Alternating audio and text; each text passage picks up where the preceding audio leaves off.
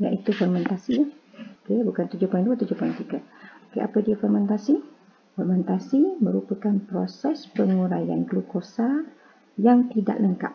Okey, kita kena ingat bahawa penguraian glukosa ini adalah tidak lengkap, tapi masih untuk menghasilkan tenaga kerana keadaan oksigen yang terhad ataupun tanpa oksigen. Okey, dia berbeza sedikit daripada respirasi aerob kerana pada peringkat kedua, iaitu selepas glikolisis berlaku dalam sitoplasma, piruvatnya tidak menjalani pengoksidaan. Piruvat yang terhasil dalam glikolisis di dalam sitoplasma tidak akan menjalani pengoksidaan untuk membentuk tenaga dan karbon dioksida macam respirasi sel lah, macam respirasi aerob. Okay, kerana ketiadaan oksigen. Jadi apa berlaku? Piruvat ni akan kekal dalam sitoplasma dan menjalani fermentasi alkohol ataupun fermentasi asid laktik. Nanti kita akan tengok ada dua jenis fermentasi ya. Satu fermentasi alkohol dan fermentasi asid laktik. Ya, contohnya fermentasi alkohol berlaku dalam yeast dan juga tumbuhan, manakala fermentasi asid laktik berlaku dalam sel otot manusia dan juga dalam bakteria. Okey. Jadi kalau kita kata respirasi aerob ada dua peringkat. Yang pertama glikolisis, di mana glukosa akan diuraikan kepada piruvat. Okay. Tetapi bila langkah kedua nanti, piruvat akan memasuki mitokondria untuk dioksidakan ataupun diuraikan semula dengan lengkap kepada tenaga air dan karbon dioksida. Yang itu respirasi sel. Tapi yang ni fermentasi, di mana ketiadaan oksigen berlaku. Okay, kita lihat yang pertama iaitu fermentasi alkohol. Okay, fermentasi alkohol menghasilkan etanol dan karbon dioksida serta tenaga. Tapi tenaga yang dihasilkan adalah kecil lah jumlahnya. Okay. Berapa tenaga yang dihasilkan? Okay, kalau lihat dalam persamaan tindak balas ni, persamaan dengan perkataan ini, glukosa menjadi tenaga dalam jumlah 210 kJ ataupun 2 molekul ATP sahaja bersama dengan bahan-bahan yang dihasilkan iaitu etanol dan karbon dioksida. Okay. Kalau kita kira jumlah tenaganya adalah sangat kecil lah. Okay, benda ni berlaku dalam dua keadaan, dalam dua contoh. Contoh yang pertama dalam yeast. Yeast biasanya berespirasi secara aerob. Maksud aerob adanya oksigen. Walau bagaimanapun, dalam keadaan kekurangan atau ketiadaan oksigen, yeast mampu menjalankan respirasinya iaitu dikenali sebagai fermentasi alkohol.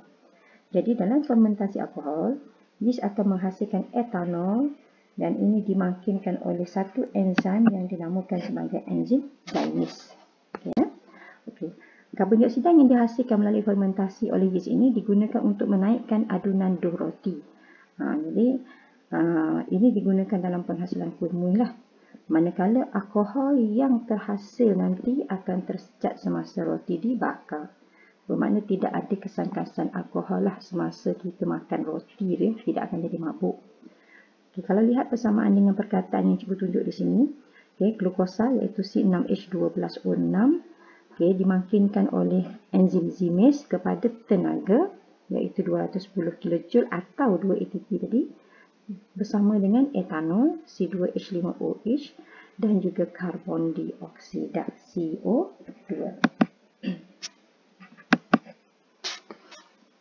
Okay, kalau kita lihat beberapa contoh lah, biasalah you all suka makan roti, suka makan kuih muih dan donat dan sebagainya lah. Ini banyak dihasilkan dalam pastry dan juga bakery ya. Okey, ini cikgu tunjukkan beberapa contoh langkah yang digunakan dalam penghasilan yogurt. Cuba perhatikan. Nanti nak ambil resepi nak buat yogurt sendiri pun boleh. Okey, seperti mana ditunjukkan, kita perlukan 2 cawan susu segar, 1 sudu besar yogurt tanpa perisa. Okey, ini untuk menyediakan bakteria lah. Okey, 1 sudu besar susu tepung. Kemudian kita nak bekas sudu kain tebal. Okay, ini untuk peralatan luar lah. Okay, cara membuat. Kalau lihat di sini, rendam bekas dan sudu ke dalam air mendidih selama 5 hingga 10 minit kemudian keringkan. Apa tujuannya? Di dalam setiap langkah eksperimen, dia mesti, atau ini bukan eksperimen ya. Okey, dalam setiap langkah ni ada rasional.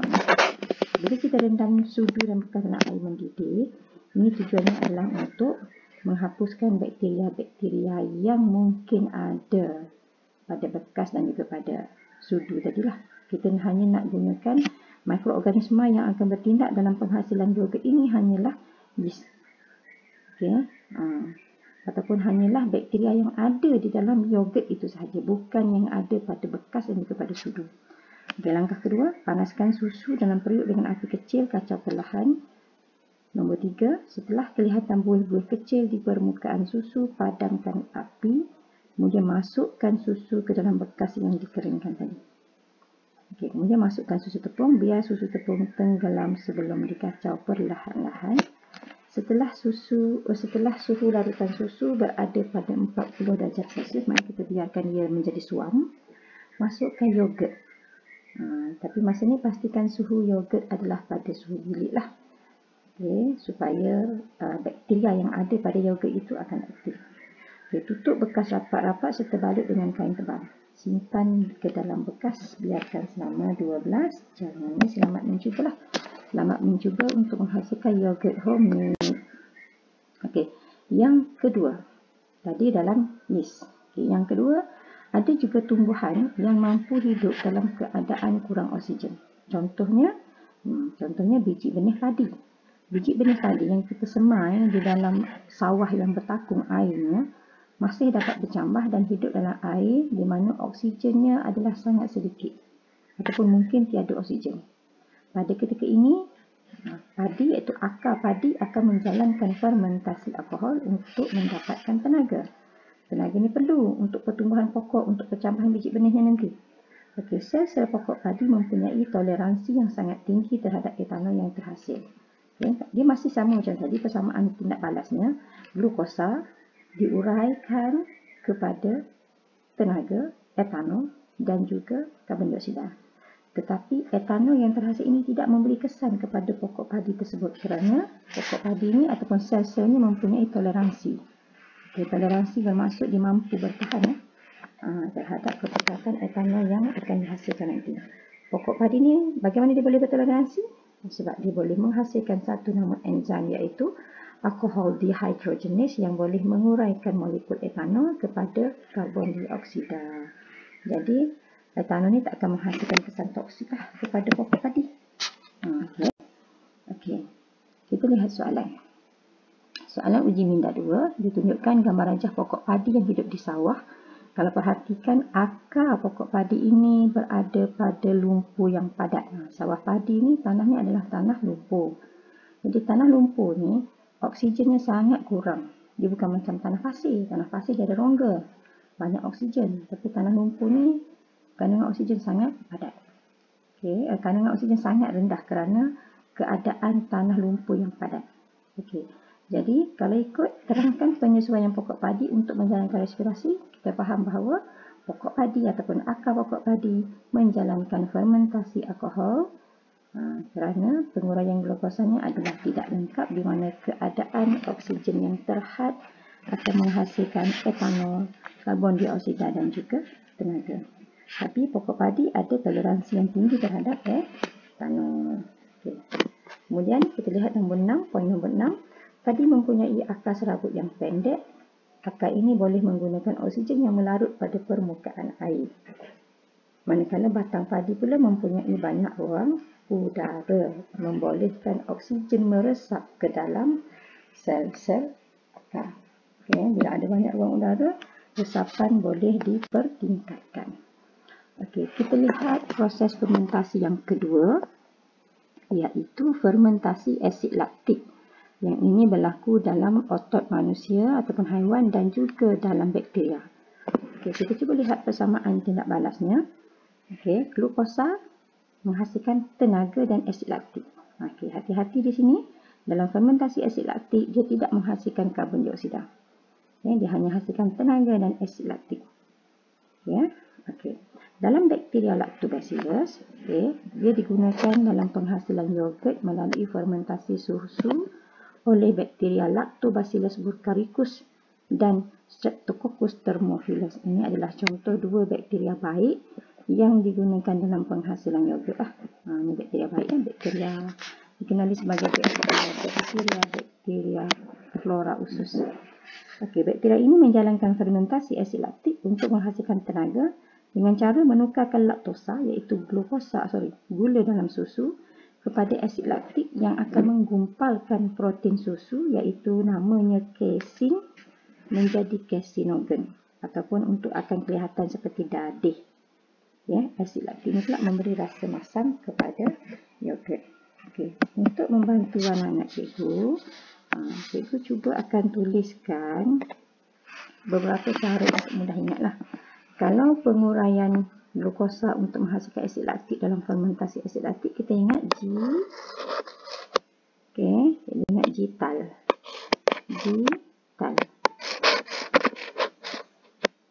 Pada G-tal, G glukosa kepada tenaga plus asid laktik. Lepas tu, bila kita lihat dalam penghasilan yogurt, laktosa iaitu gula dalam susu. Laktosa adalah disaccharida. Kalau ingat lagi dalam bab 4 ataupun 5. Ini adalah contoh satu disaccharida. Laktosa terbina daripada glukosa dan galaktosa. Jadi glukosa yang ada dalam laktosa itulah nanti akan digunakan dalam fermentasi asid laktik. Dalam kes bakteria ni, dia terus menukarkan laktosa kepada asid laktik. Yang asid laktik ni lah akan menggumpalkan casein, iaitu protein susu, kepada casinogen yang akan menjadi dadih. Casein. Casein ni adalah protein susu. Sebab tu dalam susu kita tak nampak protein ni sebab dia larut. Tapi bila dia tak larut ataupun dia menggumpal, dia akan jadi casinogen. Casinogen ni lah yang akan kelihatan seperti dadih, yang rasanya lebih masam. Itu contoh kegunaan.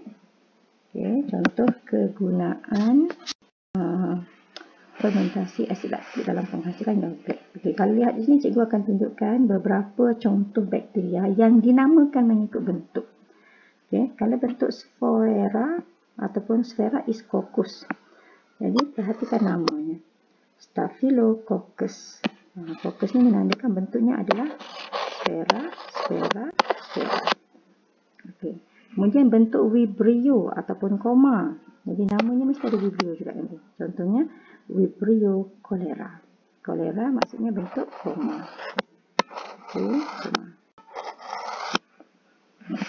Kemudian bentuk Bacillus. Bacillus is rod. Contohnya Streptobacillus. Ada nama Bacillus. Bacillus rod. Dan akhir sekali bentuk Purine ataupun Spirillum. Contoh bakteria ni adalah Spirillus species. Nampak Spirillum. Bacillus. Itu adalah sebagai panduan untuk mengenali beberapa contoh bakteria. Kita lihat pula fermentasi asid laktik dalam otot manusia. Tadi dalam bakteria, sekarang lihat dalam otot manusia. Ini berlaku semasa aktiviti cergas seperti berlari ataupun apa-apa aktiviti yang menggunakan oksigen dengan kadar yang sangat tinggi. Jadi kita kata kadar penggunaan oksigen oleh sel-sel otot melebihi oksigen yang dibekalkan oleh sistem peredaran darah. Masa mana? Masa aktiviti cergas seperti bersukan. Jadi pada masa ini dikatakan otot mengalami hutang oksigen. Sebab apa? Sebab oksigen tak cukup. Oksigen yang dibekalkan tidak mencukupi berbanding oksigen yang digunakan. Maka ini dikatakan mengalami hutang oksigen. Cuba kita lihat graf hutang oksigen. Pada permulaan senaman, apabila lelaki ini berlari, maka dia akan gunakan banyak oksigen. Oksigen yang diambil ni semasa senaman ini sebenarnya adalah melebihi daripada oksigen yang dibekalkan. Jadi ruangan ini adalah yang dikatakan sebagai oksigen yang berkurang, yang tak cukup, yang terpaksa dihutang. Jadi selepas senaman berakhir, jumlah luas kawasan ini, kalau lihat jumlahnya sama, jumlah luas kawasan ini merupakan jumlah oksigen yang perlu dibayar. Jadi kalau kita lihat, semasa pengambilan oksigen aktiviti cergas tadi adalah tinggi. Jadi selepas akhir senaman, dia bukan kata terus turun. Dia turun perlahan-lahan supaya ada ruangan untuk membayar balik hutang oksigen. Jadi dikatakan masa bermula senaman sehinggalah senaman dilakukan, itu adalah waktu senaman penggunaan oksigen, dan fasa berikutnya adalah fasa pemulihan. Okey, ini adalah graf hutang oksigen. Okey, jadi apa sebenarnya berlaku masa ni? Okey, dalam sel otak manusia, penguraian glukosa adalah separa ataupun dipanggil tidak lengkap, di mana setiap molekul glukosa yang diurai hanya 2 molekul ATP ataupun 150 kJ tenaga sahaja dihasilkan. Kalau ingat balik, respirasi aerob menghasilkan 2898 kJ ataupun 36 ATP. Dalam fermentasi etanol hanya 210 kJ ataupun 2 ATP. Dalam otak manusia lagi kecil, 2 molekul ATP atau 150 kJ tenaga sahaja dihasilkan. Okey, tenaganya kecil, tapi cukup digunakan untuk aktiviti sukan pada waktu itu. Okey, manakala penghasilan asid laktik ini akan berkumpul di dalam otot dan akan menyebabkan cramp ataupun kita panggil kekejangan otot dan kelesuan otot. Okey, kejang otot dan otot lesu. Ya, jadi persamaan tindak balas cikgu dah bagi kat sini. Jumlah tenaganya hanyalah 150 ataupun 2 ATP. Okey, asid laktiknya adalah kalau lihat separuh daripada persamaan untuk glukosa. Glukosa C6H12O6, asid laktik hanyalah C3H6O3. Mudah ingat ya. Okey, selepas aktiviti cergas, seseorang akan bernafas tercungak-cungak. Memang bila kita berlari, bila kita nak turun tangga dengan cepat, maka kita akan bernafas dengan lebih tercungak-cungak lah. Untuk apa? Untuk mendapatkan lebih banyak oksigen. Tadi kan kita dah guna banyak oksigen, sehingga pembekalan cukup pun kita guna juga. Jadi kita dah berhutang. Ni kita akan sedut lebih banyak oksigen untuk apa? Untuk mengoksidakan asid laktik kepada karbon dioksida, air dan tenaga. Okey ya. Ini yang dikatakan sebagai penguraian asid laktik. Pada masa ini, hutang oksigen telah dibayar. Sebab apa? Sebab ia dah sedut banyak oksigen, jadi jumlah oksigen yang diperlukan untuk menyingkirkan asid laktik ni, itulah yang dikatakan hutang oksigen telah dibayar. Kalau ikut dalam persamaan tindak balas tadi, yang ni kita dapat tadi G, betul tak? Glukosa, tenaga plus asid laktik. Okey. Bila oksigen sudah cukup, maka cikgu akan tulis balik asid laktik tadi Al, okey, oksigen, barulah dia akan hasilkan sama seperti mana asal itu. Tenaga, air dan karbon dioksida. So, ini alutak. Tadi kita ada Gital, sekarang kita ada alutak. Maksud alutak, asid laktik dioksidakan dengan kehadiran oksigen bagi membentuk tenaga, air dan karbon dioksida. Okey, pengoksidaan ni tidak berlaku di dalam hati tidak berlaku dalam otak ya. Sebaliknya, pengoksidaan asid laktik berlaku terutamanya dalam hati.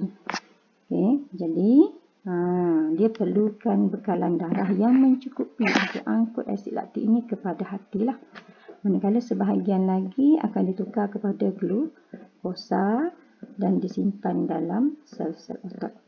Dalam keadaan ini kita kata hutang oksigen dah settle, dah repay ataupun kita kata paid off. Oxygen debt is paid off. Okay, now kita lihat ujian bina 3. Bandingkan proses fermentasi yang berlaku dalam otot dan juga yeast. Kita ingat tadi ya, kita ada 2 fermentasi, satu dalam otot dan satu dalam yeast. Dalam otot kita panggil apa? Dalam yeast kita panggil apa? Okey ya. Bila soalan tanya pasal banding, bila banding dia mesti ada persamaan dan juga perbezaan. Kita jawab persamaan dulu. Kita lihat persamaan. Kedua-duanya melibatkan penguraian glukosa. Kedua-duanya menghasilkan tenaga. Kedua-duanya tanpa kehadiran oksigen ataupun apabila oksigen tidak mencukupi. Oksigen tak cukup. Kedua-duanya hanya menghasilkan 2 molekul ATP. Itu adalah persamaan. Apa perbezaan dia? Apakah perbezaan antara fermentasi yang berlaku di dalam yeast dan juga dalam otot? Dalam otot kita panggil dia mengalami fermentasi asid laktik. Dalam yeast kita panggil dia mengalami fermentasi alkohol. Kalau dalam otot dia menghasilkan asid laktik, kalau dalam sel yeast hasil apa? Hasilnya etanol, karbon dioksida dan air. Dan tenaga. Tapi kalau ikut dalam contoh ni kita boleh dapat 2 markah lah. Asid laktik, etanol. Yang ni pula karbon dioksida tak hasil, karbon dioksida dihasilkan. Cuba lihat uji minda 4. Glukosa kepada apa? Kalau ikut sini 2 bahan saja. So kemungkinan 2 glukosa kepada asid laktik dan juga tenaga. Kalau yang ni ada 3 bahan. Jadi glukosa kepada etanol,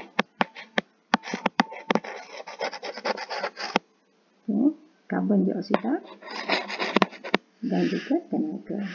Itu yang dikatakan sebagai 2 contoh fermentasi yang berlaku di dalam organisma lah. Namakan dan terangkan fermentasi. Cikgu dah jawab tadi, tak ada masalah.